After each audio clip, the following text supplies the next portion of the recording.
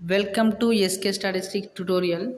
TS set కు సంబంధించిన 13th question. For a distribution mean is 10, variance is 16, gamma 1 is +1, then third non central moment about origin value find out చేయమని అంటుంది.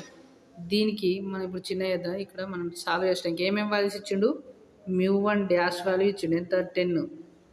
Okay, next variance value μ2 value 16 ఇచ్చిండు, 16. అక్కడ నుంచి మనం μ2 dash value find out చేయొచ్చు. μ2 dash value ఎంత? μ2 plus μ1 dash square. ఓకేనా, μ2 plus μ1 dash square. μ2 value ఎంత? μ2 వాల్యూ 16, 10 స్క్వేర్ అంటే 100, టోటల్ 116 అవుద్ది. ఓకేనా, μ2 డాష్ వాల్యూ 116. ఓకే, అవసరం ఉందో లేదో చూద్దాం. Next gamma 1 value. గామా 1 వాల్యూకి ఫార్ములా గామా 1 అంటే స్క్వీనెస్. గామా 1 అంటే స్క్వీనెస్. గామా 1 వాల్యూ ఎంత అంటే beta 1, root of beta 1, root beta 1. ఈ రూట్ బీటా 1 ఇంకేం రాసుకోవచ్చు? μ3 స్క్వైర్ బై μ2 క్యూబ్ అని రాసుకోవచ్చు. ఓకేనా, ఇక్కడ నుంచి అంటే ఇప్పుడు డైరెక్ట్గా గామా 1 వాల్యూ ఎంత? Gamma 1 value under root of μ3 square by μ2 cube. ఇక్కడ నుంచి gamma 1 value according to question gamma 1 value is 1. Next ఇప్పుడు దీన్ని బోత్ సైడ్స్ స్క్వేర్ చేయండి. బోత్ సైడ్స్ స్క్వేర్ చేస్తే ఏమొస్తుంది? రూట్ క్యాన్సిల్ అయిపోతుంది. ఓకేనా, బోత్ సైడ్స్ స్క్వేర్ చేస్తే రూట్ క్యాన్సిల్ అయిపోతుంది. ఇప్పుడు దీన్ని లెఫ్ట్ సైడ్ తీసుకురండి. μ3 స్క్వేర్ని లెఫ్ట్ సైడ్ తీసుకొస్తే టోటల్గా ఏమవుతుంది? ఇప్పుడు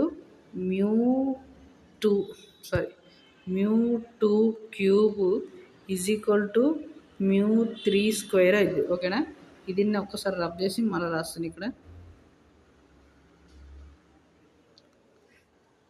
okay, μ2 cube is equal to μ3 square. ఓకేనా, రైట్.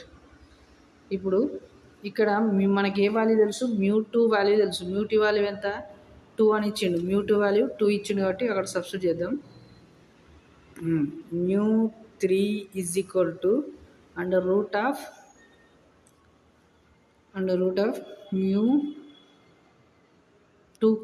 μ2 క్యూబ్. ఓకేనా, నెక్స్ట్ ఇక్కడ నుంచి అండర్ రూట్ ఆఫ్ μ2 వాల్యూ ఎంత అంటే 16 cube.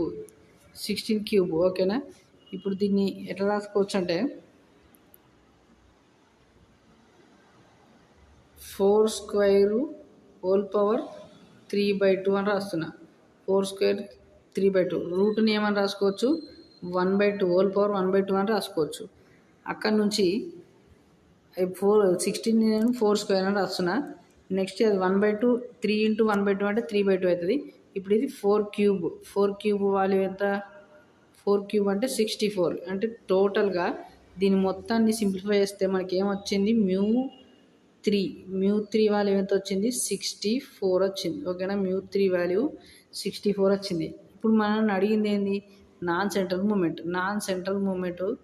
μ3 is equal to μ3 dash minus 3 into μ2 dash into μ1 dash plus 2 into μ1 dash cube. ఓకేనా, ఇక్కడ మనకి ఏమేమి వాల్యూ తెలుసు? μ3 వాల్యూ తెలుసు, ఎంత? 64.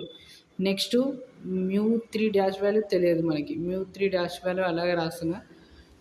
తర్వాత మైనస్ 3 ఇంటూ μ2 డాష్ అంటే μ2 డాష్ వాల్యూ 116. నెక్స్ట్ μ1 డాష్ అని అంటే into 10. Next plus 2 into μ1 dash cube అంటే 1000 అవుతుంది. 1000. ఓకేనా, 10 క్యూబ్ అంటే 1000 అవుతుంది. ఓకేనా, ఇప్పుడు ఒక్కసారి దీన్ని సింప్లిఫై చేస్తున్నాయి. ఇక్కడ μ3 వాల్యూ తీసేసి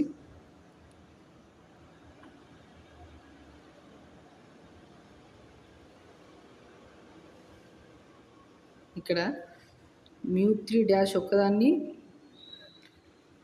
ఇక్కడ ఉంచేసి మిగతా అన్ని వాల్యూస్ ఇక్కడ ఉన్న వాల్యూస్ అన్నిటిని కూడా ఇటు లెఫ్ట్ సైడ్ వాటికి వెళ్తున్నాం. ఓకేనా. ఇప్పుడు ఈజ్ ఈక్వల్ టు 64 ఇక్కడ మైనస్ ఉంది కాబట్టి ఈ 3 × 116 ఏమవుతుంది? 3 × 116 అంటే 300, 1800, 300.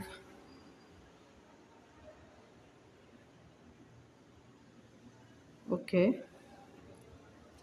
300 అంటే 18 1 300 నెక్స్ట్ 16 అంటే 48. అంటే ఇది మొత్తం ఏమవుతుంది అంటే ప్లస్ 3480 అవుతుంది. ఓకేనా. 3480 116 × 3 అంటే 3480 అవుతుంది. అంటే ఇంటూ 8 చేసిన. నెక్స్ట్ ఇది ప్లస్ ఉంది కదా, ప్లస్ 2 × 1000 అంటే 2000 అవుతుంది. ఇది లెఫ్ట్ సైడ్ వస్తే మైనస్ 2000 అవుతుంది. ఓకేనా. ఇప్పుడు నెక్స్ట్ 64 3000లోకి వెళ్ళి 2000 తీసేస్తే 1480 అవుతుంది. ఇది 64 ప్లస్ 1480 అయితే 15044. ఇది చేయాల్సిన ఫస్ట్ μ1 ఫైండ్ అవుట్ చేసుకోవాలి. దాని μ1 μ2 ఇచ్చిండు, μ2 వాల్యూస్ ఇచ్చిండు. μ2 వాల్యూ 116 వచ్చింది. Next according to skewness Γ1 is equal to √β1. β1 formula is μ3²/μ2³ అక్కడ నుంచి ఇది 64 వచ్చింది μ3 వాల్యూ. అందులో సబ్స్టిట్యూట్ చేస్తామంటే మనకు μ3 వాల్యూ వస్తుంది. ఓకేనా. ఇది సింపుల్ చేసే ప్రాసెస్.